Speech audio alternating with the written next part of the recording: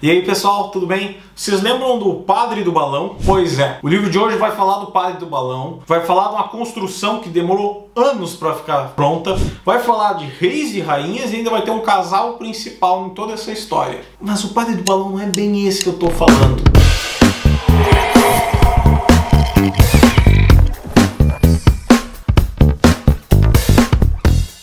É o Padre Bartolomeu de Gusmão, figura histórica luso-brasileira que desvendou muito a área da aeronáutica e em seu tempo era conhecido e renomado na Europa. O livro de hoje é Memorial do Convento, de José Saramago. Pois é, José Saramago é o único escritor de língua portuguesa a ganhar um prêmio Nobel de Literatura. Tu vê, isso foi acontecer só agora, em 1998. E eu não quero nem entrar nesse debate se ele é o maior e o melhor, mas ele que ganhou o prêmio, né? Vamos combinar, a gente tem que seguir aí os passos de Saramago para conseguir trazer mais novelas para a língua portuguesa. A gente merece, a gente tem trabalhos excelentes aí. Mas voltando então para José Saramago, esse livro ele começa logo nas primeiras páginas com uma promessa, que é justamente a de Dom João V na época, uma promessa que ele faz para um padre que, se nascer um filho homem, ele irá construir um convento em Mafra. Mafra é uma cidadezinha perto de Lisboa, onde ficava a corte na época. E o filho homem acaba por nascer, se eu não me engano ele é o segundo filho, porque existia uma maldição na época, e é feito o convento então. Ele serve de fundo para tudo o que vai acontecer. E José Saramago, que era comunista convicto, queria muito retratar essa cena do proletariado em meados do século XVIII. E ele faz isso. E quem são essas figuras? É o Baltazar Mateus Sete Sóis, meu xará.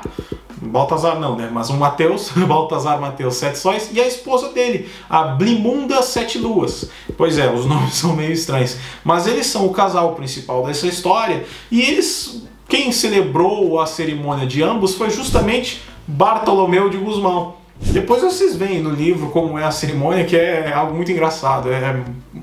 Não vou nem contar. Mas enfim, existe ainda um aspecto sobrenatural no meio dessa história, que eu também não vou contar para vocês lerem o livro, mas que é uma forma que o Saramago encontra que eu achei interessante.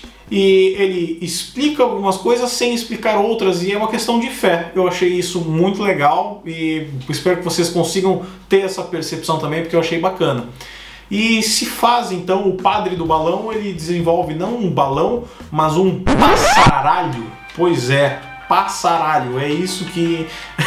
é esse o nome que o Bartolomeu de Gusmão dá para a sua invenção, que voava e era um daqueles dirigíveis mais leves do que o ar. A gente sabe como os balões e tal, mas imagina, isso que eu estou falando é história verídica, em 1700 e tralalá, 30, vamos supor, por aí, um padre da igreja decide que quer voar e começa a construir balões. Pois é, enfim... O marido da relação, o Baltazar Mateus Sete Sóis, ele é um português comum que serviu em uma das várias guerras, o Saramago coloca assim, e perdeu uma das mãos. Ele tem um gancho no lugar da mão esquerda. E em determinado momento, quando ele está se queixando disso, e como eu vou construir esse passaralho, a máquina que irá voar, o próprio padre Bartolomeu de Gusmão fala, bom, Deus também não tem a mão esquerda, já ouviu alguma referência à mão esquerda dele? Ele para um pouco, como assim? Ele sempre está sentado à direita de Deus Pai, nunca houve menção à mão esquerda, portanto Deus também não tem mão esquerda, portanto és também Deus e pode trabalhar no passaralho. E é uma argumentação que, para quem já conhece esse tipo de raciocínio filosófico, de fato existia na época, se não há nada apontando no sentido contrário, tanto que deve ser. Eu achei isso muito genial de Saramago de colocar nessa obra.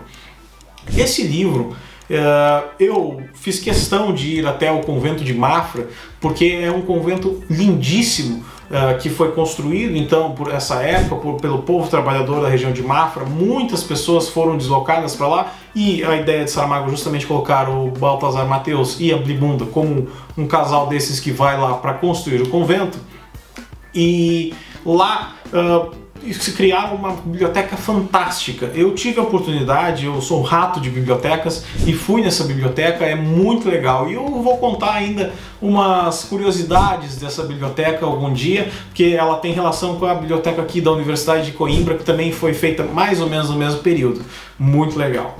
Voltando para o livro, esse livro é sempre cobrado em vestibulares, aqui em Portugal, principalmente, leitura obrigatória no colégio, e como eu disse, Saramago venceu o Nobel de Literatura, e é curioso, porque ele não é um autor convencional na escrita. Primeira coisa que você vai notar ao pegar esse livro e qualquer outro livro, mas alguns outros livros de Saramago, é que ele tem parágrafos muito extensos. Ele abomina essa ideia de, para se iniciar um diálogo, colocar 2 pontos, nova linha, travessão e daí escrever a fala do personagem. Ele coloca tudo isso no parágrafo. E o resultado são parágrafos que duram páginas e páginas e mais páginas. É interessante fazer essa leitura, eu posso colocar dessa forma, porque em alguns momentos ela corre muito rápido, mas a história pede realmente que corre assim. E outros momentos eu me confundo, pera, quem está falando? Porque não tem algo sinalizando quem é que está falando. Mas é muito divertido, e eu vi uma entrevista de 1999, penso, em que perguntavam a Saramago justamente, alguns professores não querem ensinar e não querem dar os seus livros para os seus alunos porque eles têm erros de português. E o que você diria para eles? E a resposta dada foi, bom, eles podem ensinar a pontuação através dos meus livros. Se não está ausente do meu livro, aliás, a pontuação através dos meus livros. Se está ausente nos meus livros, eles podem ir lá e colocar como um exercício de estudo gramática. É uma resposta muito boa, né? Vamos combinar. Há um debate aí que no passado existiu sobre se devemos ou não, nós como brasileiros, ler obras de portugueses traduzidas para o português do Brasil, o que seria um brasileiro. Bom, a minha humilde opinião, que compartilho com José Saramago, nós brasileiros não devemos traduzir as obras portuguesas quando vamos ler, e os portugueses igualmente não devem traduzir as obras brasileiras quando vão ler. Porque que graça teria traduzir, por exemplo, um Machado de Assis? Não, temos que ler como era na época. E com Saramago é a mesma coisa. Algumas palavras, algumas gírias, a ordem nas frases dos objeto direto, etc. Isso segue estritamente o modelo lusitano. E eu já moro aqui há algum tempo, é natural para mim, não só nos textos da universidade, como na conversa, no dia a dia, existe uma forma diferente de se pensar a língua aqui. Talvez isso seja uma barreira nas primeiras páginas apenas, para quem não conhece esse tipo de escrita, esse tipo de fala, o português de Portugal. Mas não é nada que vai impedir a leitura, pelo contrário, vai trazer mais conhecimento para você que estiver lendo o livro, porque vai entender como funcionam as outras cabeças lá do além-mar. E olha, eu recomendo muito essa leitura. Como eu disse, Saramago ganhou o Nobel de Literatura. Tem gente que diz que é por causa do Memorial do Convento, tem gente que diz que é por causa do Ensaio da Cegueira. Eu acho que foi pelo conjunto da obra, em tudo que ele representa e que deve continuar representando, porque nós devemos sempre almejar mais Nobéis de Literatura para a língua portuguesa. Sejam escritores portugueses, seja brasileiros, seja cabo-verdianos, seja moçambicanos, e claro, contando histórias maravilhosas como essa, que tem um padre do balão, reis e rainhas, um casal e elementos do sobrenatural e um passaralho. Pois é, um passaralho. Gente, eu peço o like de vocês, ou dislike se não gostaram do vídeo, queriam ouvir outra coisa. Deixem seus comentários por que quiserem ouvir, então, ou mais informações de livros ou outros livros que queiram ver. Por favor, se inscrevam no canal, é muito importante, é só clicar aqui embaixo. Tem também o símbolozinho. Se inscrevam, por favor. E é isso, seguimos então na playlist Biblioteca. Esse é o nosso terceiro livro, espero que gostem. Tchau!